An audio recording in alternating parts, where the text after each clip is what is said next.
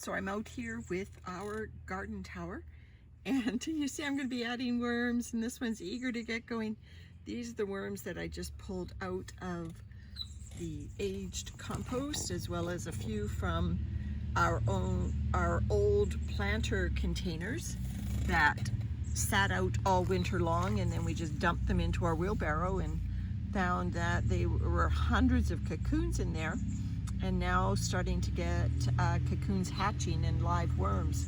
So there's always been some active worms that I pulled out of the manure versus some that are much more laid back. So don't know whether this is a red worm, looks like a red worm, versus some of these other ones that look more like that Arctiostrotus Vancouverensis. Out here in the brightness of the day, they do tend to look like red worms. You know, I put a lot of red worms that I found wild last year into my tower systems, into my indoor systems. But if I look at this worm that's more chill on the surface, look at how long that worm is.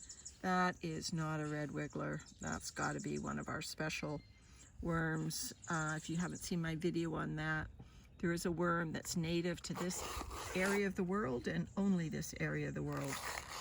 So I think that's one of them. There are no pictures of those worms as juveniles that I could find online. So, you know, but look, some of the worms definitely red, some of the worms definitely lighter color. And there's also a characteristic orangey colored clitellum on some of these worms that I wonder if that makes them one of our special varieties. Look at that bright splash of orange on the clitellum. Those worms are not as big, but they're much bigger than red wigglers. So that's why they're going outside, even though some of them, like this chubbier, redder worm here, I'm trying to grab him carefully. He looks like a characteristic red worm, but these other ones are starting to get active. They are going to go into our tower. So there's our tower system. Obviously, my husband's been putting some leaves in here. Oh, this must be from the leek that we had today for brunch. So I'm going to take the leek leaves out. There's our tower. Look at that little baby, eager to get in. I don't want to dig around with a baby in the system, so I'm just going to dig around and show you what's, oh, see that's a red wiggler. You see the little yellow tail disappearing there? I'm just not seeing that on the worms that I'm going to be adding today, so I feel good. Oh, and there's a slug. Yeah, is that a slug? Yeah, I'm going to take that avocado shell out of there. Not that I mind the worms, the slugs rather, but yeah, see the worms in our tower system? There they are, just hanging out, doing their job. Yeah, look at them all. Look at them all, yay. Yay. So these guys are eager to get out, so I might as well let them into their new home. Away they go. Crawling over the edge, I like that. They're just finding their own way out and into their new home.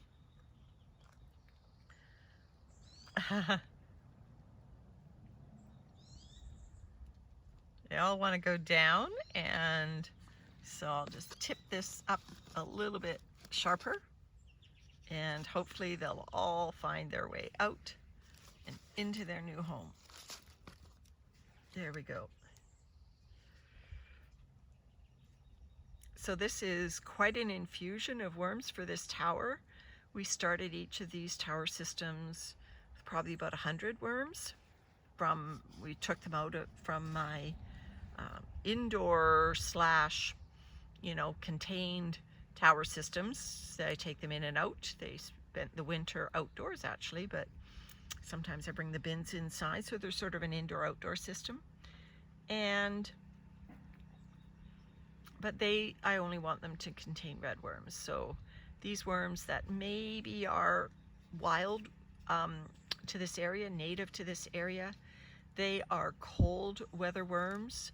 That's what the little bit of research I found on them says. And so they are more like a night crawler, that they want to live deeper in the terrain. And these tower systems have holes in the bottom. They're in our raised beds. They can go as deep as they like, or they can hang around. They are composting worms, so they can hang around into this area where we throw leaves and whatnot from the garden that, you know, obviously just fall off the surrounding shrubs and whatnot, as well as add from time to time shredded cardboard, leaves that we had composting all winter. We added some leaves that were partly composted to start the towers, as well as some cardboard, some aged bedding, some grit. But yeah, there's the rest of them. I'll just give a little dump. Oh, there they go.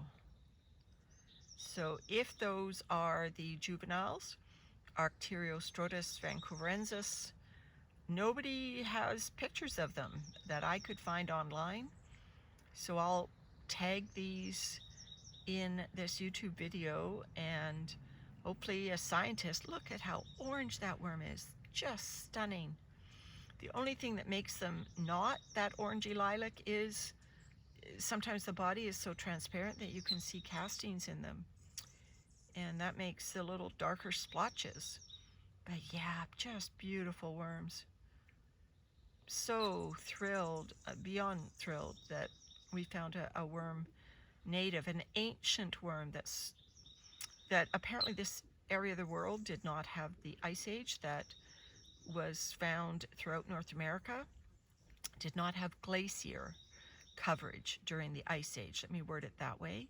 So these worms were not killed out during that phase in human history, or in Earth history.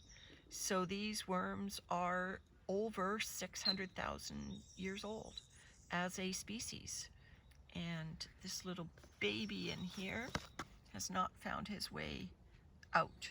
So he's going to need a little bit of assistance. Oops. Let me get him out. Come on, little worm. Come on.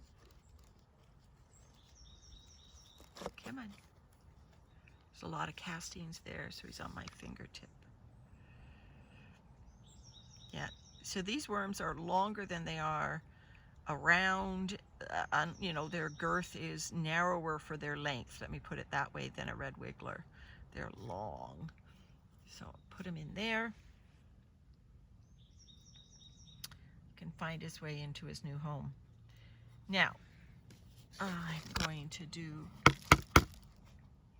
a quick check on the container. No, I've got all of them out. And so that's it for the worm tower video, everyone. More worms from our compost pile to bolster the tower strength. Bye for now.